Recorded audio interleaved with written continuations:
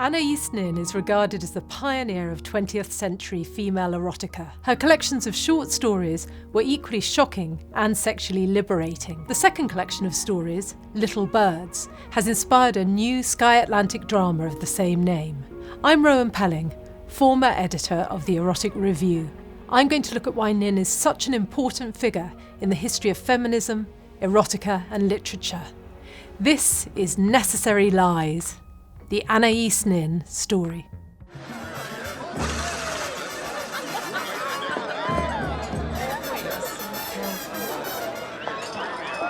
You have to try it. It's amazing, Lucy. You have to dance. Come on, Lucy.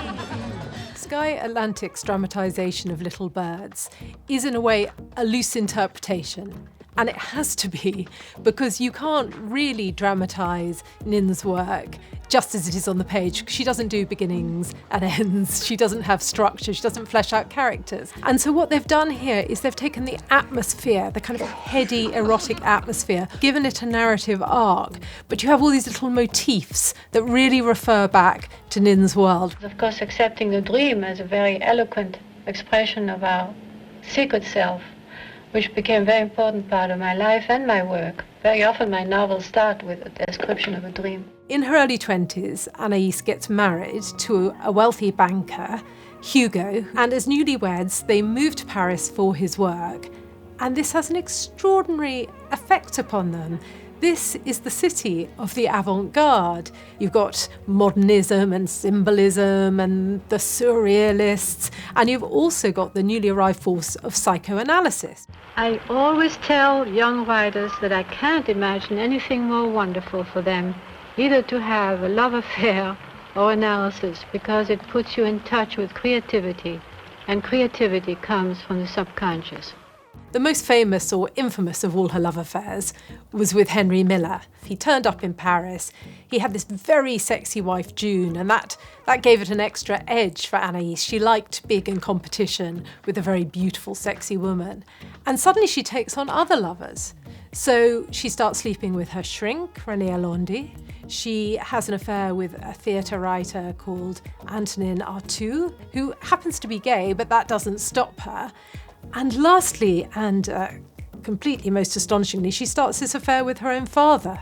She's having sex with everyone. It's really astonishing. I have never read any material that suggests quite the number of lovers and liaisons and experimentation that you find in Nin's writing.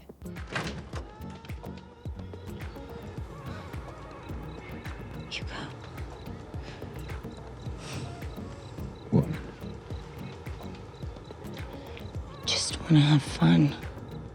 Anaïs had been married to Hugh since the 1920s, and then when she's 44 and they're living in New York, she gets into a lift and she's immediately attracted by this sensationally handsome man. He's an out-of-work actor called Rupert Pole, and he invites her to go with him right to the other side of the country. And Anaïs, being Anaïs, she goes, yes, of course. She marries him. She calls it a bi-coastal trapeze. She moves from one husband to the other for the next 11 years. I'll call you when I get there.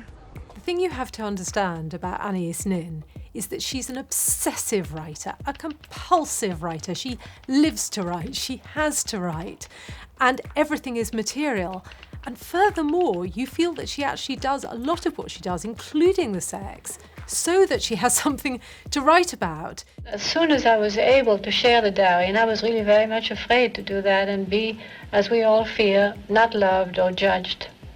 When I overcame that fear and finally did publish them, then I found myself in complete communion almost with the whole world. What Anaïs Nin taught us about honesty is it's a little bit more flexible than we might think.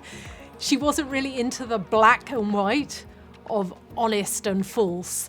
She invented a phrase called mensonge vital, which was the necessary lie, which meant that you could tell an untruth if it was necessary, maybe to protect someone, to stop them being hurt. But it was also a little bit more than that. She really believed in, I think, beautiful fabrications to make life more interesting, more exciting, more piquant. She really allowed you to interpret your life in a slightly more fantastical way.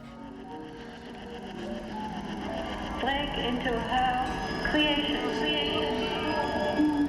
You're magnificent.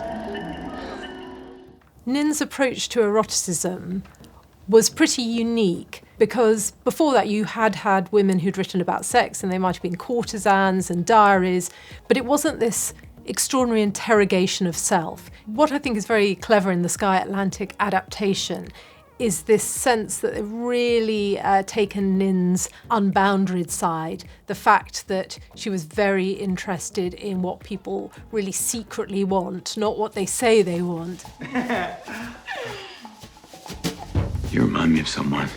She was the freest person I ever knew. It was really fascinating to see how the characters created for the drama reflect Nin's obsessions so well. And so she's got a very virginal wife, played by Juno Temple, the character is Lucy Savage. And then you have the whore, who is a sex worker in Tangier, Sharifa. For Nin, she's a character so sexual, so sensual, so possessed of erotic power that she freezes people. They're in awe. Marchand, marchand, consanguin pur, abreuve à l'ancien.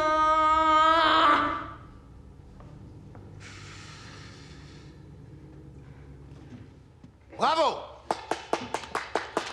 Bravo! Nin is so relevant to today's writing. If she was alive today, she'd be like Russell Brand. She'd be a cultural hero with millions of followers on social media. Also, I think what we should remember about Nin is that in contemporary terms, she really braved other people's disapproval. She was taking the brunt of sort of slut shaming before it became something we recognised and really said, no, hang on, why shouldn't a woman enjoy sex on the same terms as any sexually active man? Really portraying people and trying to portray them so deeply that you went beyond judgment. You don't pass judgment as you portray. You try to find the motivation for everything they do, which means acceptance. There are so many contemporary writers who I think owe a debt to Nin, this idea that your life is the inspiration for your work and there's no corner so dirty, so sexually extreme that you can't sort of hang it out as some form of fiction and something that other people relate to. I think Phoebe Waller-Bridge's Fleabag is a very good example. Lena Dunham's Girls, Belle de Jour, Diary of a Call Girl. It's extraordinary. The 21st century has been about women saying, look, this is how I have sex. This is how I want to live my life. Maybe I don't want to live my life the way my mother, my grandmother did. Anaïs Nin was doing all this, but she was doing it in the 20s and 30s. When I was marrying you, I thought I could marry a new world. I came to say that we don't have to throw everything away.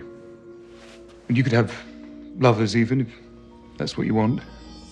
Discreetly. I'm offering you freedom.